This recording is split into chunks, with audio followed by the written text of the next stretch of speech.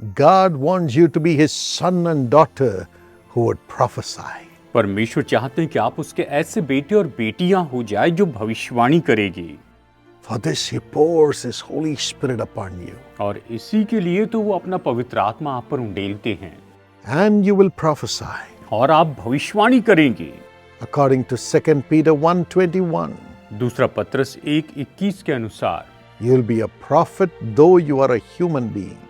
हालांकि आप मनुष्य लेकिन फिर भी आप भविष्यवक्ता है। And you will speak from God. और आप परमेश्वर की ओर से बोलेंगे।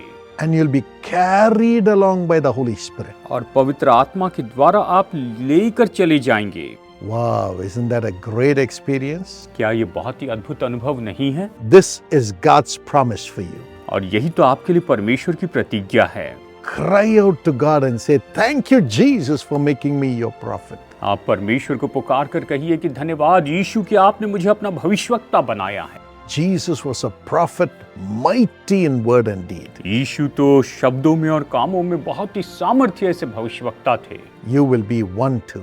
आप ऐसे ही बनना चाहेंगे। Mighty in word and deed. आप अपने शब्दों में और कामों में सामर्थ्य होना चाहेंगे। As a prophet, as a prophetess of God.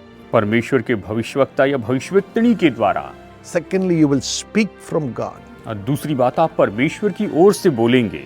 The scripture says in Amos 3:7. आमोस 3:7 में वचन ये कहता है, The sovereign Lord does nothing without revealing it to his servants, the prophets. और ये कहते हैं कि महान परमेश्वर जब तक कि अपने भविष्यवक्ताओं पर अपना मर्म प्रकट न करे वो कुछ नहीं करते हैं।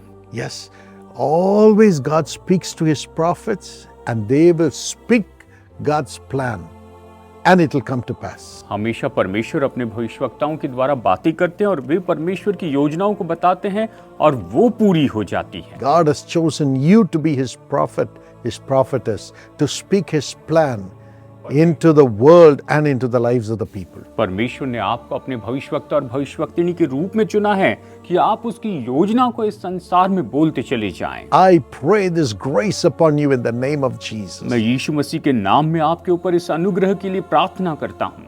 And thirdly, you'll be carried in the Spirit. और तीसरी बात आपको आत्मा में ले जाया जाएगा। As the prophet of God, prophetess of God, you'll be carried in the Spirit. परमेश्वर के भविष्यवक्ता और भविष्यवक्तिनी के रूप में आप आत्मा की ओर से लेकर चले जाएंगे। The Holy Spirit carried Philip to go and preach the gospel and bring miracles to the people of Philippi. परमेश्वर पर फिलिपुस को लेकर गया कि वहां पर वो जाए और वहां पर सुसमाचार प्रचार करे और लोगों के मध्य में बड़े चमत्कार करे। To Caesarea कैसरिया में and in many places. और बहुत सी जगह पर। And the Holy Spirit came upon Elijah. He ran before the chariots of the king Ahab.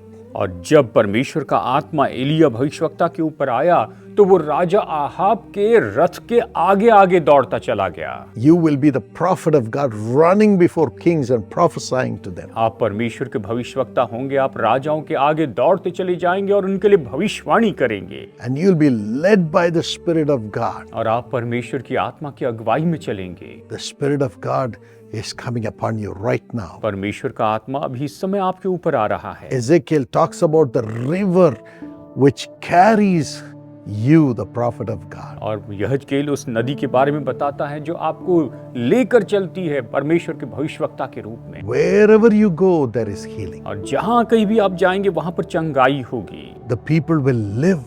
लोग जिएंगे। Death will go. मृत्यु चली जाएगी। Souls will become alive and connected with Jesus. और जो आत्माएं हैं वो तो जीवित हो जाएंगी और परमेश्वर के साथ में जुड़ जाएंगी। This is the grace God is giving you right now. अभी इस समय परमेश्वर आपको यही तो अनुग्रह दे रहे हैं। How does this prophecy come? और ये भविष्यवाणी कैसे आती है? Psalm 39 and verse 3. भजन संहिता 39 वचन 3। Your heart will grow hot within you. आपका हृदय जो है वो अंदर ही अंदर जलते जाएगा। When you meditate, जब आप मनन करेंगे the Lord will speak to you. परमेश्वर आपसे बातें करेंगे। In your heart, आपके हृदय में the fire will burn in your heart ये आग जो है आपके हृदय में भड़क उठेगी as the Holy Spirit comes. जैसे पवित्र आत्मा आता है। Then the words will come in your tongue. और तब ये शब्द आपकी जीभ से बाहर आएंगे। That is prophecy. और यही तो भविष्यवाणी है।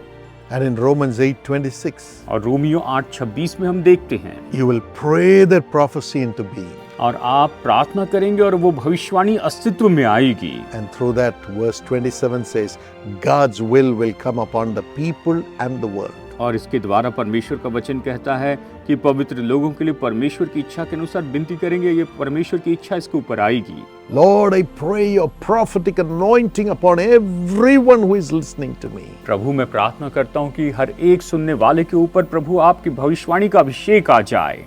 Transform them as your son and daughter. इन्हें अपने बेटे और बेटियों के रूप में बदल दीजिए, Let them be carried by the Spirit of God. और ये परमेश्वर की आत्मा के द्वारा ले जाए जाएं, And let your hand be upon them और आपका हाथ इन पर हो to bring your will on earth. कि आपकी इच्छा इस पृथ्वी पर पूरी करें। Bless them इन्हें आशीष दीजिए, with a prophetic blessing. भविष्यवाणी की आशीष, In Jesus' name. यीशु के नाम में, Amen. आमीन। God bless you. प्रभु आपको आशीष My father has written the book Gifts of the Holy Spirit, मेरे पिताजी ने एक किताब लिखी है, the gifts of the Holi spirit, and also a book on the insights to heaven. और साथ ही इनसाइट्स टू हेवन ये किताब भी लिखी है। And I have written a book called The Lord's Ambassador. और मैंने एक किताब लिखी जिसका नाम है lords ambassador. Go online or go to the prayer tower and get these books आप ऑनलाइन पर जाइए या प्रेयर टावर में जाइए और इन किताबों को लीजिए, and get blessed as you read these truths. और जैसे आप इन सत्यों को पढ़ते हैं आप खुद आशीष पाइए। God be with you. प्रभु आपके साथ रहें।